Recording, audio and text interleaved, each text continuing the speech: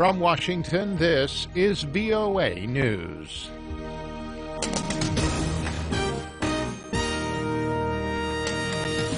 I'm David Byrd reporting the United Nations Security Council approved a resolution Friday that condemned Israel's practice of establishing settlements on Palestinian territory.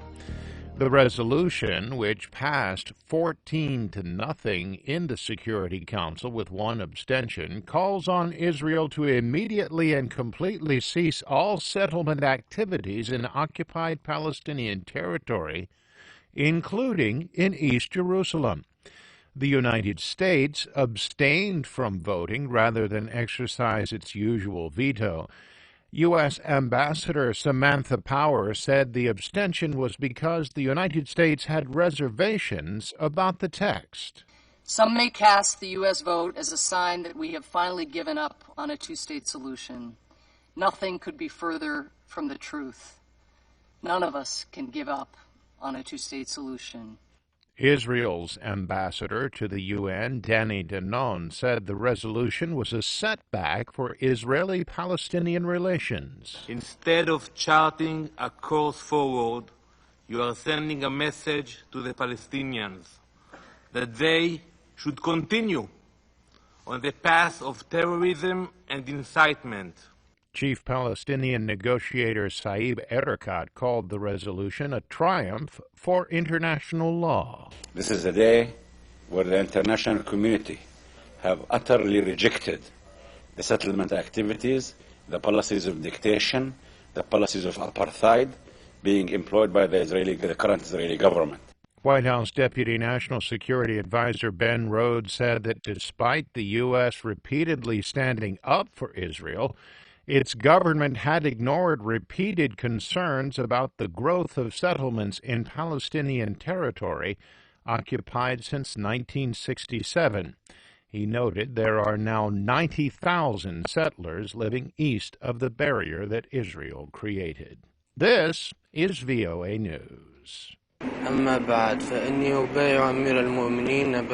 Islamic State-linked video released Friday purportedly shows the suspect in Monday's deadly truck attack on a German Christmas market, calling for more attacks in Europe. 24-year-old Anis Amri was fatally shot earlier Friday by police at a Milan, Italy train station during a routine patrol stop. German Chancellor Angela Merkel said investigators are trying to learn if he had help from collaborators inside Germany. Auch der Fall Amri wirft eine Reihe von She said the Amri case raises some questions not only related to the deed, but also to the time before that, since he came to Germany in July of 2015. We will now forcefully examine how far measures of the state need to be changed. 12 people were killed and 56 injured when Amri allegedly plowed a truck through a busy Berlin Christmas market on Monday.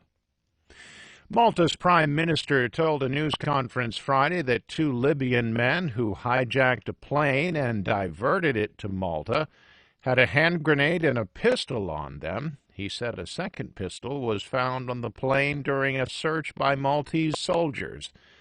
Joseph Muscat said that the hijackers eventually surrendered peacefully without making any conditions after the Maltese government insisted that all passengers had to be released. 2 hijackers have been detained in custody, and interrogations are ongoing. The rest of the crew and passengers are also being questioned to a certain events. Muscat said that once authorities had completed their interrogations, the passengers would be put on another Libyan aircraft and returned to Libya. The UN High Commissioner for Refugees says that at least 5,000 people have died trying to cross the Mediterranean Sea this year. UNHCR spokesman William Spindler says the 2016 mark is a new record according to UN figures. Well, the number of people who have lost their lives in the Mediterranean this year has now passed 5,000. That means that on average, 14 people have died every single day this year in the Mediterranean trying to find safety or better life in Europe. The UNHCR said that around 100 people are missing and feared dead after 2 migrant boats sank off the coast of Italy on Thursday. And President-elect Donald Trump is passing along what he called a very nice letter that he says was sent by Russian President Vladimir Putin. The letter says that serious and global regional challenges show the relations between Russia and the United States remain an important factor in securing stability. The exchange comes on the heels of comments by both men about the need to strengthen their country's nuclear arsenals. I'm David Byrd in Washington. That's the latest world news from VOA.